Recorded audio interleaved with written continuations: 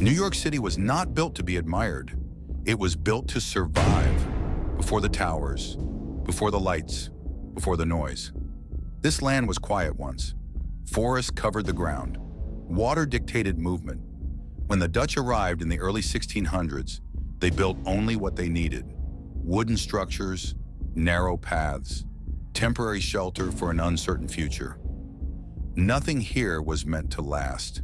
But cities do not stay small. When the British claimed the settlement and renamed it New York, architecture became a weapon of control. Brick replaced wood. Order replaced improvisation. Georgian and federal buildings rose with strict symmetry, designed to project authority. The message was clear. This place now belonged to power. The 19th century brought pressure. Millions arrived with nothing but momentum. The city tightened, streets narrowed, buildings grew taller. Cast iron allowed walls to stretch and windows to widen. Factories swallowed daylight. Neighborhoods transformed into machines built for labor, not comfort. And then New York turned upward. Steel frames cut through the sky. Elevators erased gravity. The skyline became a battlefield where height meant dominance. The Woolworth Building stood like a silent overseer. The Chrysler Building sharpened itself into the clouds. The Empire State Building rose during economic collapse, towering above uncertainty, built faster than logic allowed. But ambition has a cost. Ornament disappeared. Stone gave way to glass.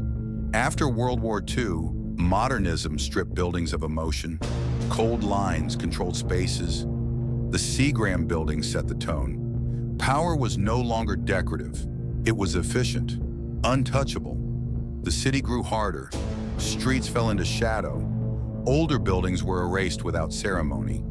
New York began to forget itself. Then resistance emerged. The late 20th century brought preservation, not progress. Factories became homes. Ruins became landmarks. Steel tracks turned into elevated parks.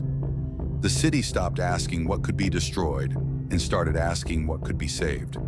Today, New York stands fractured and layered. Colonial remnants buried between towers. Art Deco icons overshadowed by glass needles. Every structure is a compromise between memory and ambition. This city is not complete. It never will be. Because New York is not built on architecture alone. It is built on pressure, and pressure always builds upward.